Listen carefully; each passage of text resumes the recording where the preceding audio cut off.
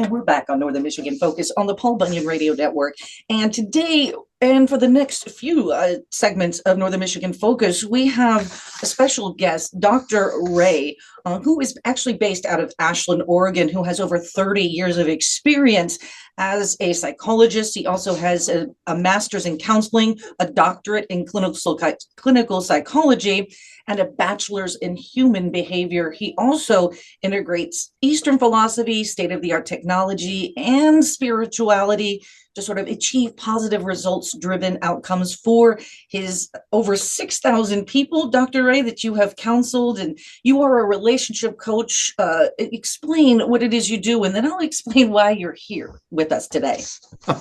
Well, I'm a life and relationship coach, and what I do is help people get unstuck, move past their blocks, to fix their marriage, to help them stop self-sabotaging, to help them build confidence, to basically just help them get rid of that negative voice that's in their head that we all have because we're human, and how to navigate through life to experience more of what we want.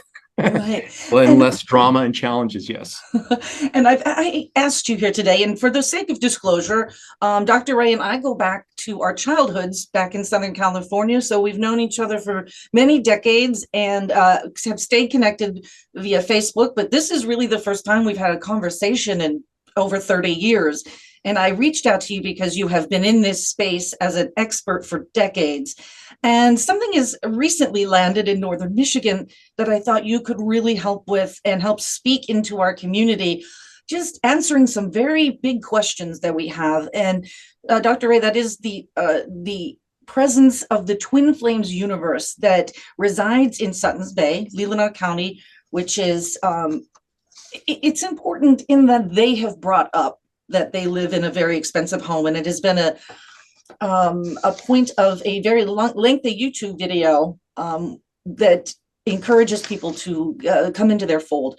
And so the Twin Flames universe, the concept of a twin flame, Dr. Ray, is not new. This is not a concept that Jeff and Shaleia came up with. The twin flame concept goes back pretty far, does it not? Yes, I mean, it's synonymous to soulmate. Okay. The only difference is how they present it is as if you're missing another half to become a whole person or something like that, which is not true. But there's this idea that there's a special person that's going to basically complete you. Right. And this, talking to our community about this particular group, they have now become, they've just been ushered into the spotlight, not because of not one, but two docuseries currently running on major streaming platforms, Prime and Netflix. One is called Desperately Seeking Soulmate. The other is called Escaping Twin Flames. They are polarizing, to be sure.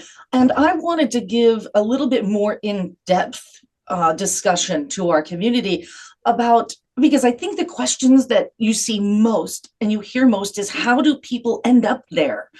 And I'm talking the people who end up in there that are re-traumatized perhaps, and how do people like Jeff and Shaleia end up where they are in such control over other people?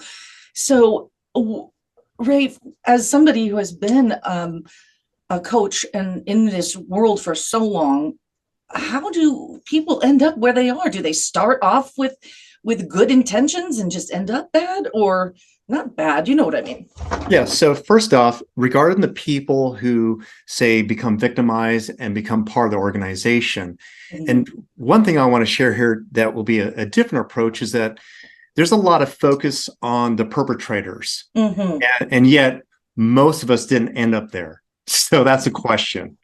So let's be clear that some people allow themselves to be perpetrated. I'm not saying that it's consciously, but for whatever reason, they ignore the red flags. They ignore their voice that's saying, don't do it. And even family members are saying, I don't think it's safe. Okay.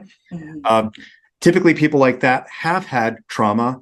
They maybe have not had strong boundaries in their own home, such as saying no.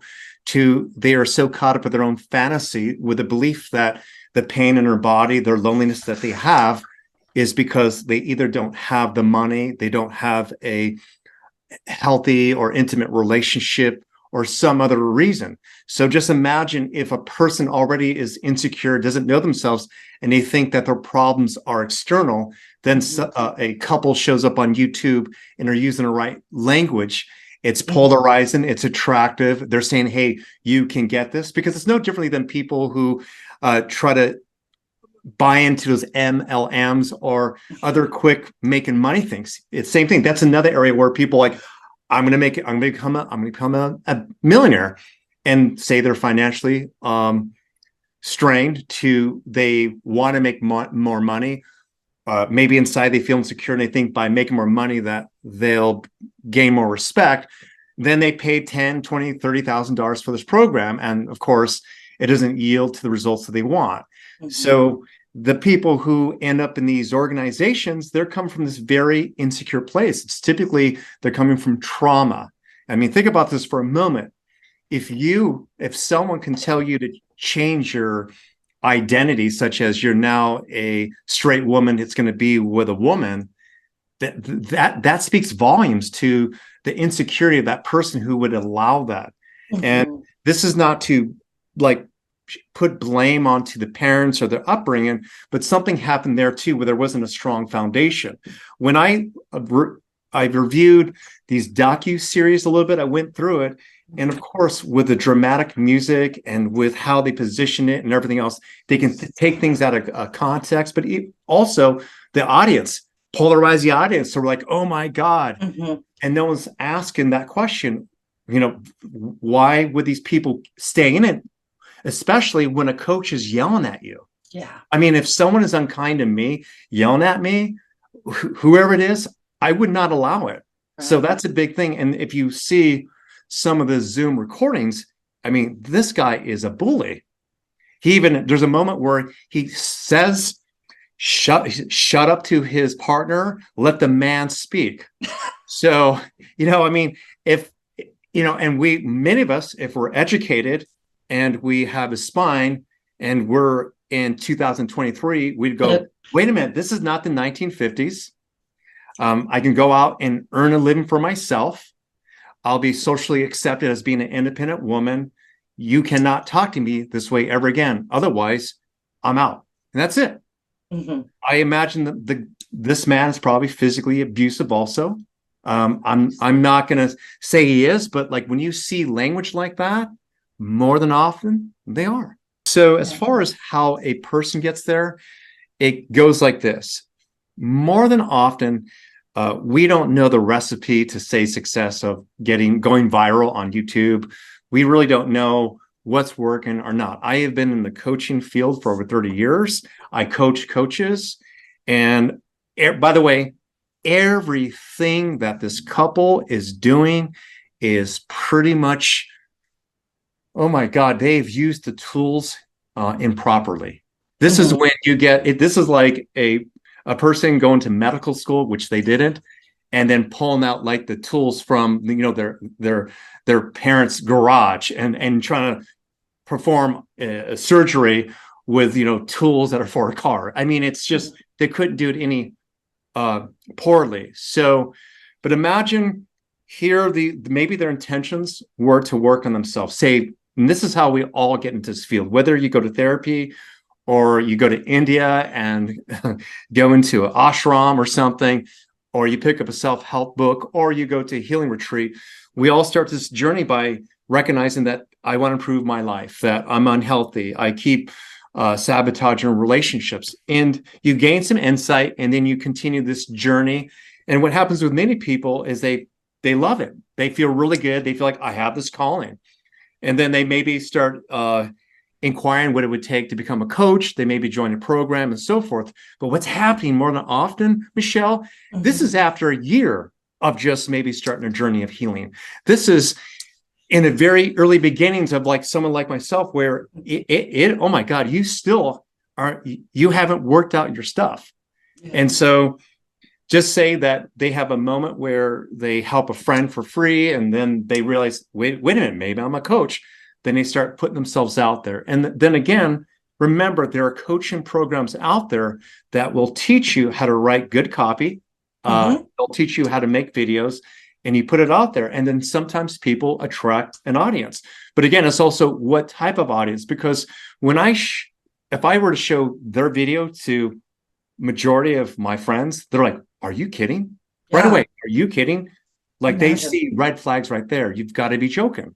But for other people that we're talking about who've been traumatized, who can't say no, or who are really desperate, they're willing to just jump in. Like, for example, another example would be where it's a woman who's seeking to establish a healthy relationship with a grounded man who doesn't cheat. And with full disclosure, on the first date, he says, I cheated on my first 3 wives. Well, most healthy women will probably say, I don't know if I want to take a gamble on this. I don't know if I want to wait for his potentiality. Yeah, right. So it's like the signs are there, but they don't show that in the docuseries. They make it as if like the victims could not make a decision on their own. Now, keep in mind, it is not to put people can hear this, they can see this video, and they can say, oh, Dr. Ray is saying it's their fault. And this can be taken out of context. So even they can take this little part out of what I'm sharing and use it against me, okay? So, however, even though I don't know the conversation behind, because they only show the parts that are juicy to prove a point, the yelling, mocking their clients. Yeah. Saying you're Jesus Christ. I mean, you're delusional. That's delusional. Bottom line. And the thing that I would love to stress is 2 things: to delineate between you and your colleagues versus a couple like Jeff and Shaleia. And they may be lovely people. I don't know. I'm not here to cast aspersions. I'm wanting to look at it practically and say you've got a man and a woman, one who got a degree from Western University here in Michigan. And then you've got a man with a doctorate in psychology and 2 supplemental degrees, or not even supplemental degrees, a master's and an undergraduate degree to support that doctorate. And that is the biggest difference here, is that the people who have gone to school and spent years in this space and in school to learn how to be a good steward of someone's trauma, so to speak, they don't have that. They don't have that background. And I wanted to speak with somebody who specialized in this field so we can point out the differences between the 2, and which is what you're doing. And thank you. And again, joining us is Dr. Ray. He is a life coach, a psychologist, has a doctorate in psychology. And we're speaking about the Twin Flames universe in Leelanau County here in northern Michigan that has recently and continues to gain even more sort of attention. You just spoke to seeing red flags, and we don't hear those conversations. How does someone who might be vulnerable, I mean, I don't know, do you know you're vulnerable? And how are we proactive when we see something like this happen as a community or as somebody who is looking to make some big change in their life? Thank you for asking this question. So I'll answer this several different ways, but I'm going to digress for a moment about something else, and I'll jump back into answering that question, and I'm not avoiding it. I didn't think you were. I know that, which is a typical thing for, say, these coaches, because if you ask them a question, particularly when it's logical and they know they're on a spot and they don't want to take personal responsibility for their wrongdoings, they'll avoid it. They'll avoid that question. So I promise to bring it back to your question. If I forget, please ask me again. Okay. So here's the thing about as far as is what to look for and so forth. So sure, I have 30 years of experience, and these coaches, a lot of coaches might not. And this is the main thing. There are so many coaches out there. And I know we're talking about the Twin Flames universe, but for me, it's about a lot of coaches who are diluting the business. And it's unfortunate because there are good coaches who can help people. And majority of the coaches out there, and I can say this, don't have any experience in trauma work. Now, they've have created a new kind of pseudonym, so they're not, so they can do it without a license, and that is trauma informed. That's the new language. So the board of psychology doesn't go after them or something like that. So I've seen this over and over again where I end up seeing someone who felt traumatized by a coach. And that is where they will say, you just need to have positive affirmations. You need to say, look in the mirror and just love yourself. But until you heal the trauma, it's going to surface. And no matter what you tell them, it's probably not going to work. Or if it works a little bit, eventually that trauma is going to surface no matter what. Mm-hmm. The other part is this: when a person hasn't healed his or her trauma, they haven't established boundaries to say yes or no. You want a client to be able to say yes or no to you as a coach. So as an example, before the Me Too movement, I used to work with a lot of women who had sexual abuse, and I've worked with over 500 of them. Mm-hmm. And before I would work with them, it might be 2 to 3 sessions where it's even asking them how comfortable you feel working with a man, how comfortable you feel with this room. Do you know the door is not locked? You can walk out. And it's establishing that first. And it's also saying, you know that you can say no and disagree with me. It's your body, your rules. Bottom line. Right. So a lot of times these coaches are not trained even know this. So there's sometimes even good coaches find themselves in a pickle where the client's projecting onto them that they re-traumatize them. They're projecting onto the coach that you did something to them. And this is how you avoid this. So I imagine Jeff, and I can't pronounce the name, Shaleia. but there's probably some cases where that happened. But again, it's hard to refute, or it's hard to go, oh, maybe there. It's just, we weren't there. When you hear how they communicate, when a person thinks he's a second coming of Jesus Christ, I mean, it just says a lot.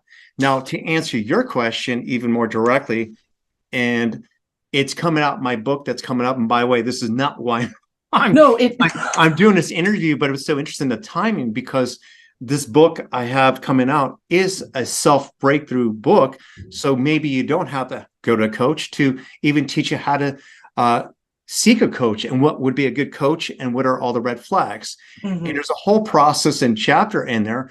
But the very last part, when it says when you're reviewing a coach, is first thing is this: is the teacher, modeling, the lessons that they're teaching, such as, with this guy, Jeff, he seems angry, if someone were yelling at me and they're teaching me meditation, I'd be like, really? It's like I'm sorry, people can say you sound judgmental, but a realtor probably is not going to show a person, a house they're trying to sell by driving there with, a car with, 3 bolt tires and a cracked windshield, because the homeowners are going to go, you know what? I don't know if I can trust this person. So, you want to be able to judge the book cover. I'm sorry. Mm-hmm. Look at it. Okay. Do the values they convey, that they teach align with you? Such as, if you're straight, you're straight.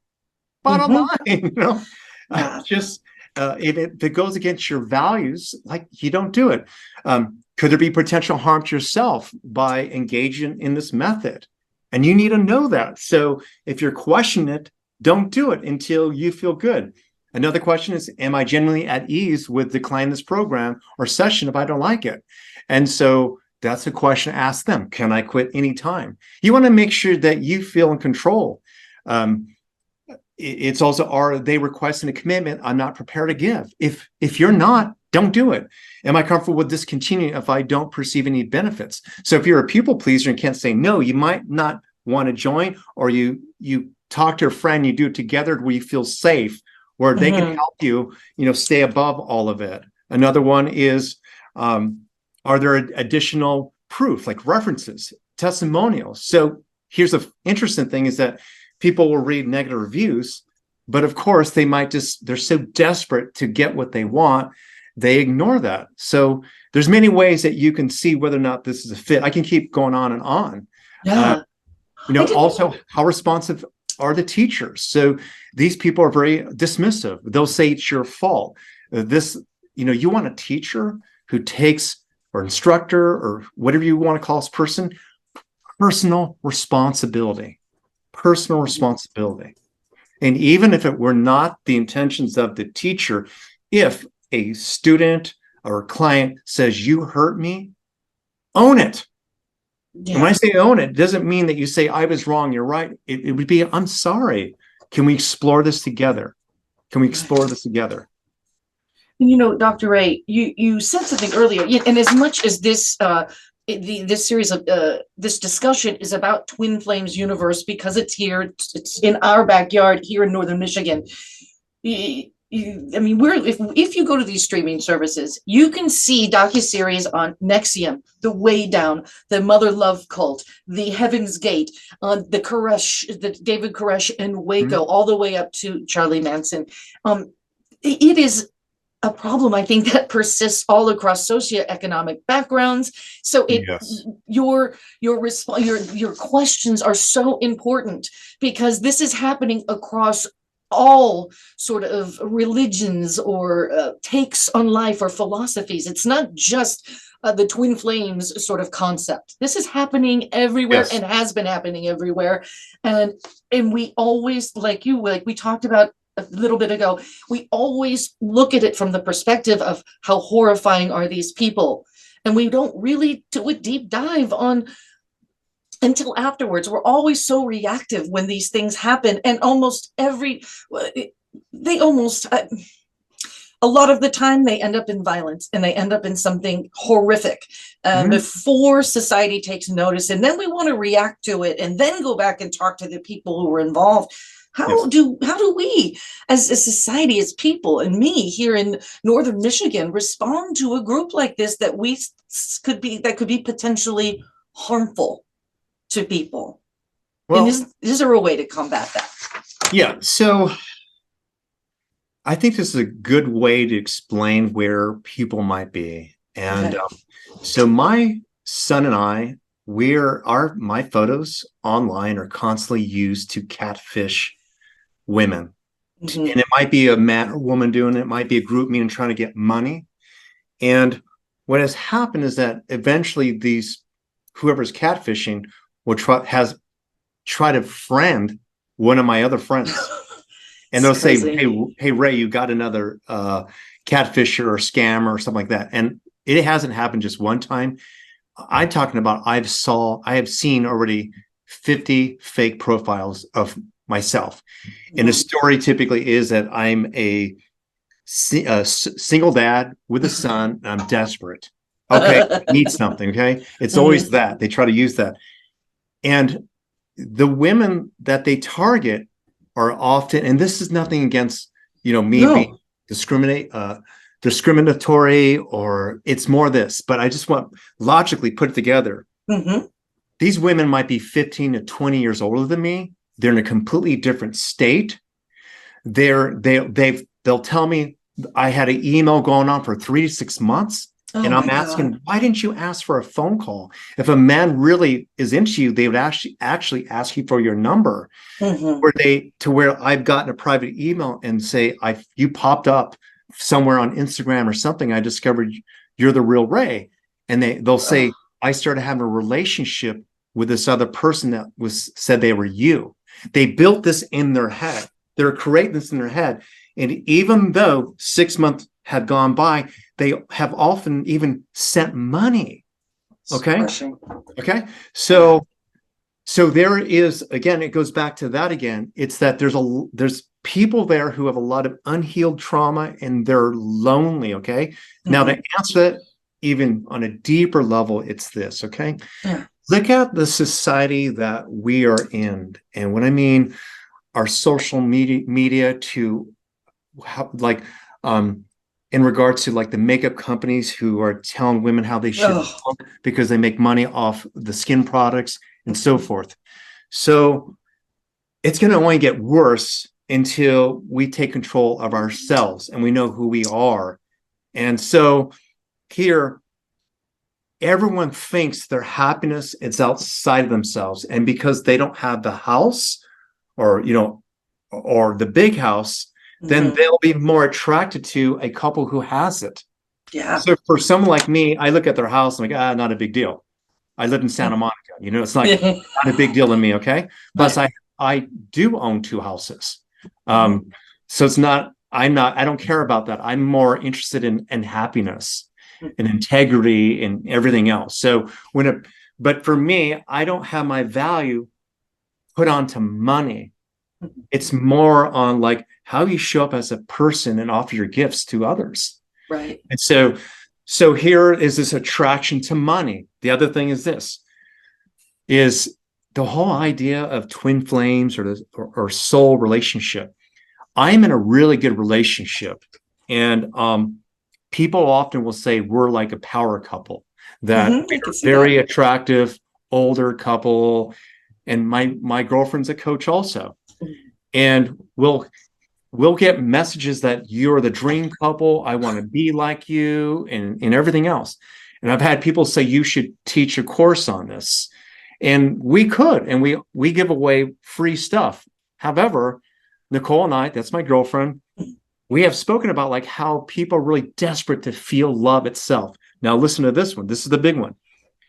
Many people, when they start the journey of healing, if there is some breakthrough, they'll start feeling good. And that's their own neurochemicals in their body.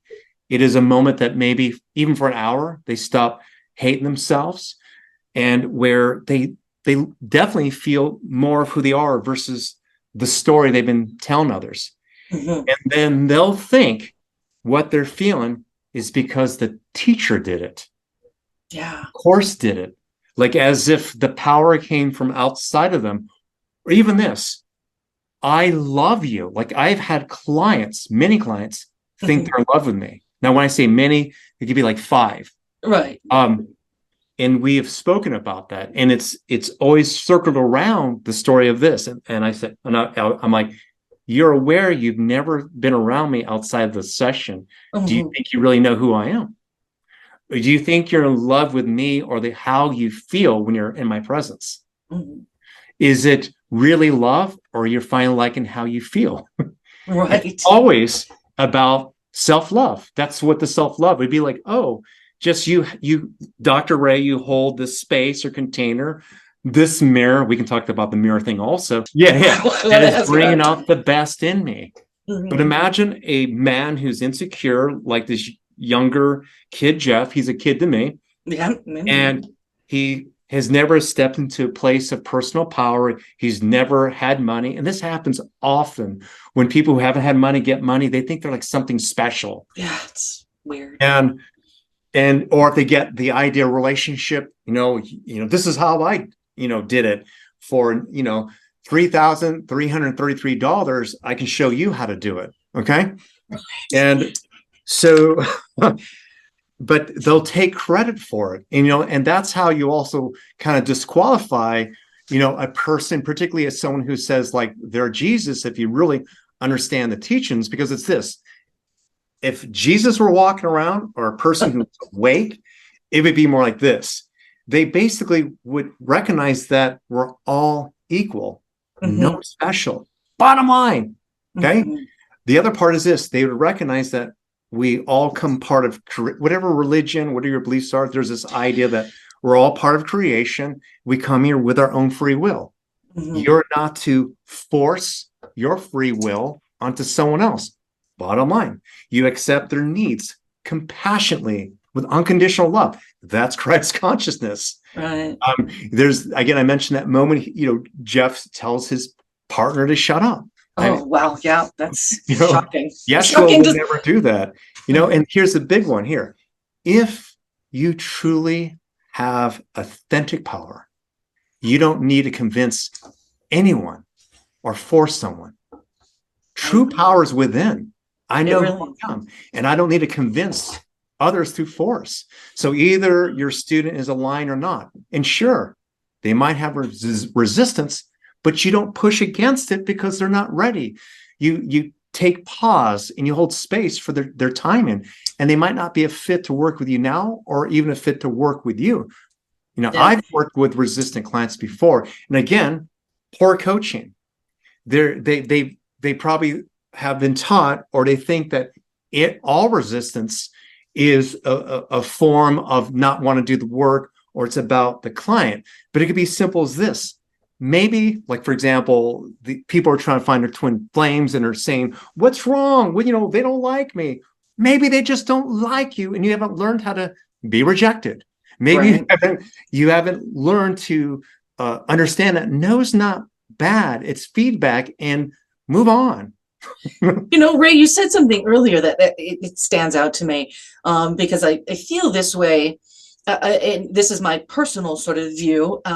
But you know, when you talk about free will, and I think everybody goes into this with free will, and that's what they're going to tell you, that you have free will. But at some point, a line gets crossed where they ask you to sort of trade your judgment for theirs, and things just get clouded. Like no longer, and all of a sudden, you're no longer using your own barometer or your own internal compass, because they've asked you to use theirs. Mhm. And that's always been a big red flag for me, and in relationships or anything. Like, look, the minute that line gets crossed, all sorts of flags are flying on the field, and I just naturally start to back away, because I think it's a big thing to ask somebody to say, I want you to replace your judgment for mine. And it's just Absolutely. And weird. Yeah. again, a person who doesn't trust their own decisions would believe that. It goes Yeah. back to that again. Now, Bottom line.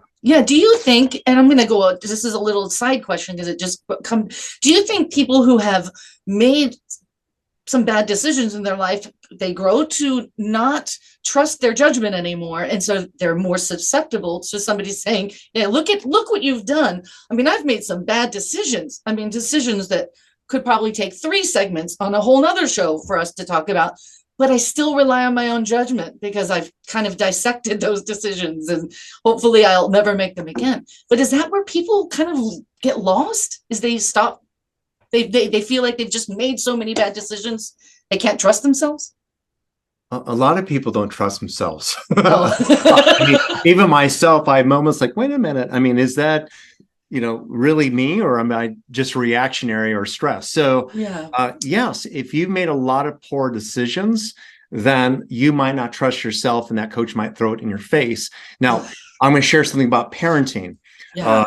So I've seen this in coaching, and where there's going to be parents out there who go, "Oh my God, he's talking about me," but where the helicopter parent who doesn't allow the kid to touch the hot stove to get hurt, and they're doing everything for them to, they don't let the child sit with pain so they develop emotional resilience and Mm-hmm. strength. I've seen those clients where they don't know how to choose partners, to they're indecisive, where there's this unconscious story that I can't trust myself, because they grew up the first, say, 8 years of their life with their mom or dad saying, you can't trust yourself, trust my judgment, Mm-hmm. trust my direction, and so forth. And I'm not blaming parents, but I'm saying I've seen, when I say it's not just 1 or 2, I've heard that story at least 300 times Yeah. with clients where they are in this position, and sometimes they've done their own discovery, they're starting to go on their healing journey, and they'll say, my parents, I love them, but they're all over me. They didn't allow me to take the bus. In fact, my mother taught me that love is fear, because my mom told me that she loved me so much I couldn't have play dates, I couldn't ride in a bus. And then in time, I recognized she was traumatized by her first child dying. And so she Mm. was all over me. And I equated love with fear, that Yeah. as well. So people don't really know what love is sometimes, because they have been perpetrated already. So they would not know the difference of a person who is yelling at them from the difference of their dad who yelled at them and said they loved them right afterwards. Mhm. Yeah, and so just quickly to bring this back into focus, what we're doing here with Dr. Ray today on Northern Michigan Focus, we are having a discussion because Twin Flames Universe is in Suttons Bay in Leelanau County, and we are discussing how people become vulnerable to groups like these. I won't use the cult word because I'm not going to, but a tight mind control group, or a group that starts out in one thing or becomes something else. And so we're talking about how people end up vulnerable Mhm. to those groups. And we are also discussing Jeff and Shaleia as coaches, and Dr. Ray is pointing out some differences. The difference is between somebody who has spent years, decades in that space, who has earned several degrees, including a doctorate in psychology. And we have to keep in mind that nobody needs an education, a formal education, to hang their sign out and say, I'm a life coach. There's no degree or certificate that's required. Am I correct? Yes, there's no regulation. And something to share it as well as this. And so the model, their coaching model, is very popular. A lot of people do that. In fact, I have had programs as well. So you can see where their material can get diluted with really good information out there. So the working model looks like this. They're not the only people doing this. In fact, we have a couple in Ashland who's doing the same thing. The only difference is that they're speaking softer, they seem kinder, but it's kind of like the same model. And it goes like this. So imagine someone becoming a coach, and then they put out videos, and in that they bring the clients into a coaching container and they work with them. And then in time, they want to duplicate themselves. So they start certifying people to do the same work. And I have been in different programs that have been very solid, really solid, and I experienced value. But this is something, again, to speak to more the people delivering the material rather than that this model is flawed or that it's an actual cult. Because I've been in programs where people have said it's cultish, and I had a different experience because I know who I am. Okay. Yeah. But I've seen in some of these organizations some of the craziest people.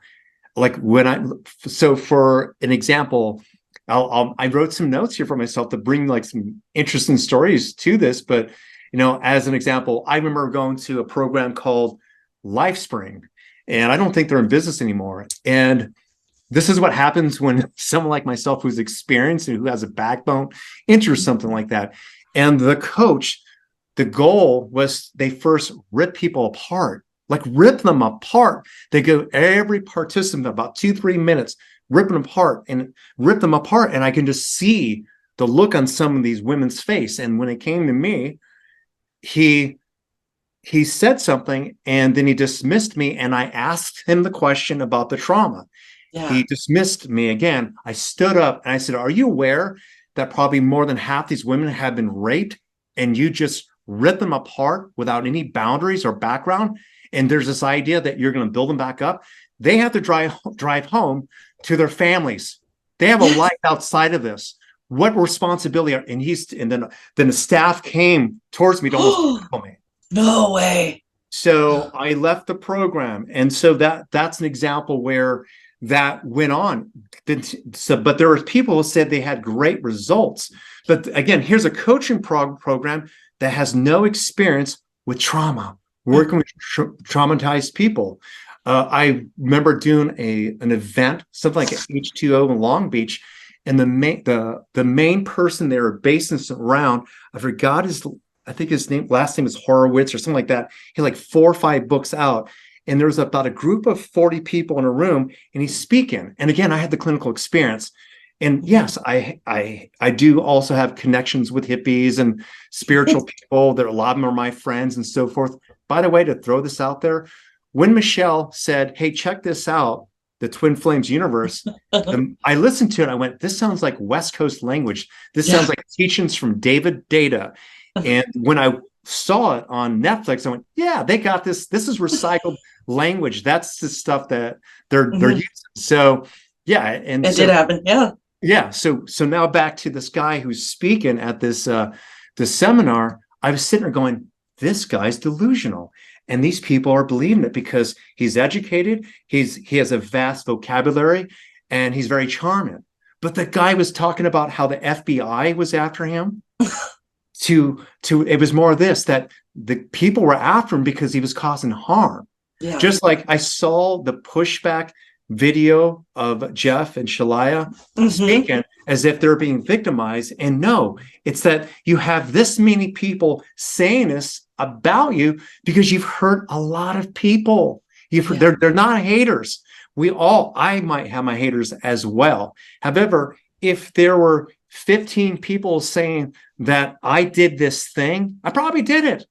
Yeah. You know what I mean? If Harvey Weinstein, like five, victims said he did this, you look at the guy, here he presents himself, and five people say this, probably did it. You know what I mean? Yeah. It's like just that's feedback that is coming from many different people, and we collectively have to look at that and so forth. So I even went to a David Data type of group and yeah, it's so interesting. I won't say names. These are people in my community. What am I to do? I mean, I'm not out there to be a police and call people out.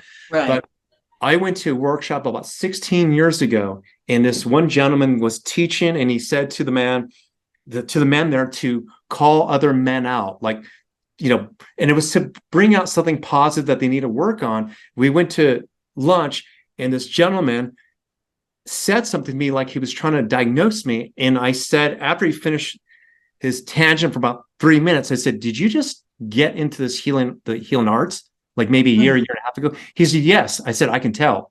He says, what do you mean? I says, you're arrogant. Yeah. You're arrogant, you're ignorant, and you're saying things you know what you're talking about. This guy ended up being the top male coach in Santa Monica. Wow. Okay.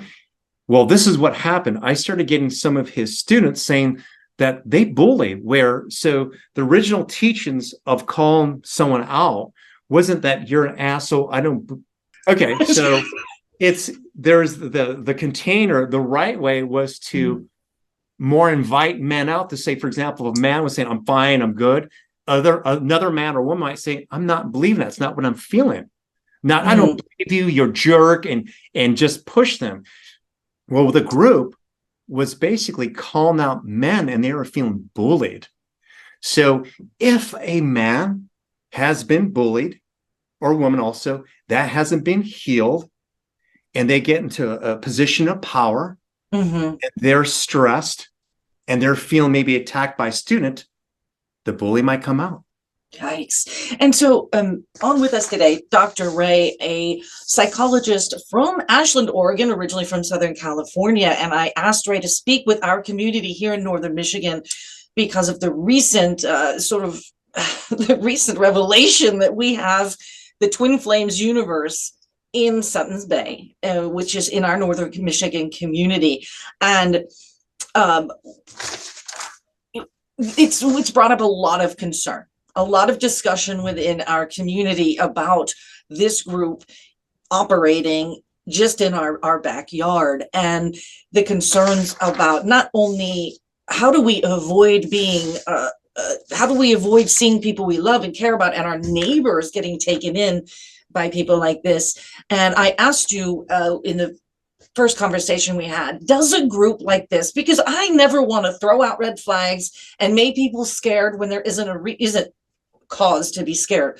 But what I did want to ask you is, does a group like this deserve much greater scrutiny by the community? They're certainly not breaking any laws. Our local law enforcement has been out to see them. There are no cases pending against them. They have not broken the law. But does the community need to take greater look at what is happening with this group? Absolutely. The thing is that regardless if someone is arrested or not, or they actually have like pending charges, it's looking at the integrity of who these people are and what is the outcome of the product. What is the change of the behavior? Right. In other words, is if they're offering something that logically doesn't make sense, how could that be right? Right. Bottom line. And if people have been hurt, and you've seen the videos where they literally mock their clients and coaches, that is a huge red flag. You don't coach people that way. And that leads to a few things. And that is where I mentioned to you that more and often what happens is that maybe the material is sound, maybe the intention is sound, but there's a shadow in a human's behavior. So as an example, I worked with several times, but particularly one gentleman who worked underneath Tony Robbins. And he said to me that Tony said to him that you are a worthless piece of blah, blah, blah, and just ripped on him. And again, I didn't hear it from Tony's mouth. But I'm also aware that Tony has an approach that can feel aggressive, that's getting in your face. It's pushing you up there, and he'll say, I'm purposely trying to polarize you to bring something out of you.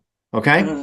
Now, whether that happened or not, now imagine some like new coach who has unhealed trauma, was bullied before, and takes that and screams at someone thinking they're actually helping them without having any awareness of their trauma. And so again, the couple might, I imagine that they a lot of what was put on there was Zoom recordings, and they edit out stuff to show that. And so they might say, well, if you saw the whole video, the client was resistant. Again, I said to you, Michelle, you don't talk to people that way. Bottom line, you do not communicate to people that way. Yeah. And that should be enough. That would be harmful. Right. And there's only so much. And on that note, but especially because so many people have seen this, is why we're even having this conversation, of course. But there's only so much that can be edited. And at some point you need to be answerable to the things that you said that can't be edited. You cannot edit in you screaming at somebody. That happened. And there is no way you can contextualize that would make sense to me. None. Yes. There's no way you can frame that up that's going to put you in a good light. It's just one human to another. You shouldn't speak to each other like that. But when you have put yourself in a position of power over someone else who has come to you with trauma, it just seems so shameful that we can't regulate that industry. Yeah, there's something that happens with people who have never been, say, exposed to like the West Coast, like spiritual neo-tantra community. And this is what it looks like. And I'm going to give you the whole painting. More than often, you'll have really attractive women.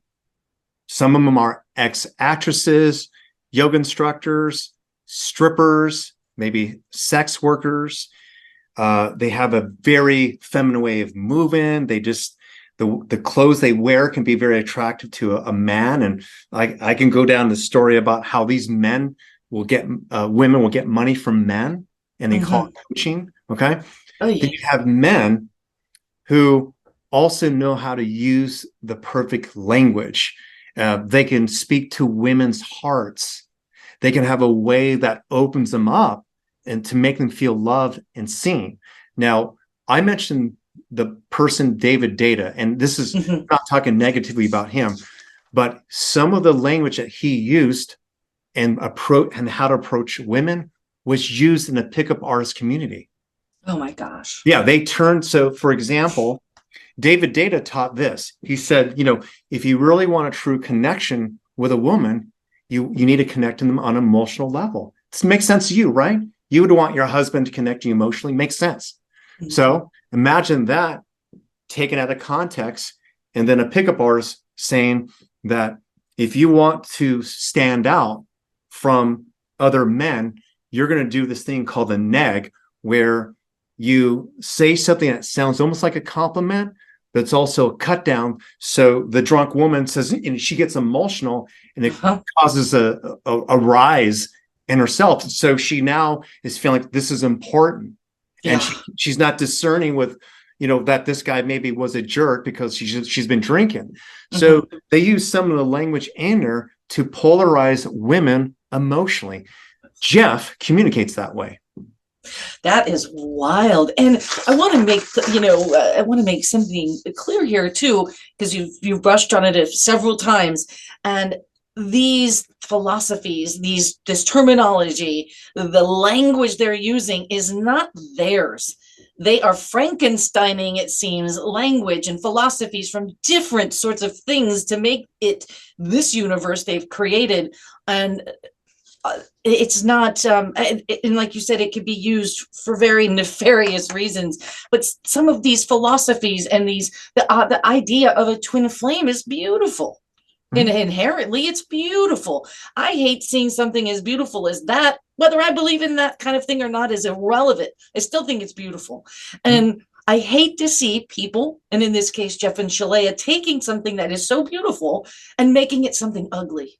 Yes, absolutely. Well, that's a misconception also. So I have a different belief. So people might want to ask, like, what do you think of twin flames or soulmates? And I'm very much into metaphysics, but I think I'm grounded. I'm a dad.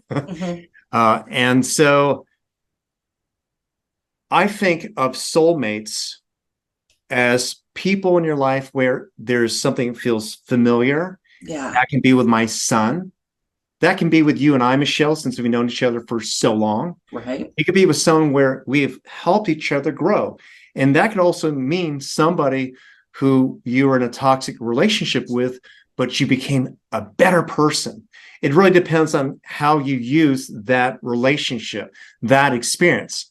No one's more special than anyone else, but we might place the significance by the value we think we experienced. So there's this idea that the twin flame or soulmate, and this is more of a West thing, it's a romantic relationship. It is not. That's a huge fallacy. That's not the original teachings. There's even a gentleman named Matt Kahn, who I actually like, have all his books, sweet guy, great teacher. And he has even spoken about twin flames from the perspective of maybe a little bit a romantic perspective. He's not hurting anybody, but there's a lot of people out there who probably teach it from that perspective. Right. You know, so some people hurt others with that language and some don't. The point is this, the language, this is the main thing to look for. No one can guarantee you enlightenment. No one can guarantee you a partner. No one can guarantee you anything. Bottom line, there might be the potentiality. For example, as a coach, when I do a discovery call, that means like a free 30-minute call to work with someone, I'll ask them a series of questions. And they'll ask, is this a package of 4 or 8, or how many times do you think I need to go through this? And I will always share that by their willingness, by how long they've been doing this already, to their openness, to how coachable they are, that you probably will see a shift, not a guarantee, within 2 to say 4 sessions. But if a person came to me to say, can you find me, help me find a relationship? And that happened often. I would always say no, but I can help you alleviate the anxiety that gets kicked up in you when you go dating. I can help you build more trust issues within yourself so you can be more discerning and recognize red flags. I can help you redefine what a healthy relationship is you. Those are things, but that's a collaboration with that person, with their values and what they've come to know about themselves thus far. It's certainly not you telling them you have to do this, you need to do this. If you don't, you're just there's a woman in the docuseries who talks about how they shared that there was something about the divine masculine and divine feminine. So let me talk about that too, because that's a total West Coast thing, and it's something that is it's and I see it, and because I'm not in your world as it were, and a lot of terminology, once it crosses over to, let's say, into the everyday, things like the word like a guru, those almost are used as a pejorative because, guru, but that's an actual relationship in your world. That's an actual real thing. And so it's just very interesting to me, and divine feminine and masculinity is becoming something I'm hearing more in the everyday lexicon, which is kind of odd. So talk about the divine feminine and the divine masculine. Oh, so by the way, regarding, the whole guru thing, I was blessed to be mentored by Dr. Morris Neviton. And when he went to India, he said that they would drop to their knees, try to treat him like a guru. He did not like that. He was like, Ray, I don't want that responsibility, because when they're upset, it's going to be my fault. He's like, I don't want that. But he would just throw them off by dropping to his knees also. Oh, that's so cool. He was a Leo, and he had that kind of trickster coyote energy. So he was playful, and it would throw him off. He says, I don't want that. We're equal. I love that. I was blessed by that. So again, I could take up a whole, like, another story about the whole divine masculine and feminine, but I'm just going to give you kind of a generalization. So, Dr. Ray, I want to thank you so much for joining us for the last few segments. I'd like to invite you back. Would you come back to discuss things like the divine feminine and masculine and what that means? And there are several other things that are being terminology and things that are being said by the Twin Flames universe and other people that really aren't part of our everyday on our everyday conversations. Could I invite you back to join us to discuss this further? I will promise to come back in my own divine feminine masculine to offer my message. Okay, and I want to hear. And next time you're on, I'd love to hear more about your book, when that's going to be published, and more about it. Thank you so much for joining us. Thank you very much.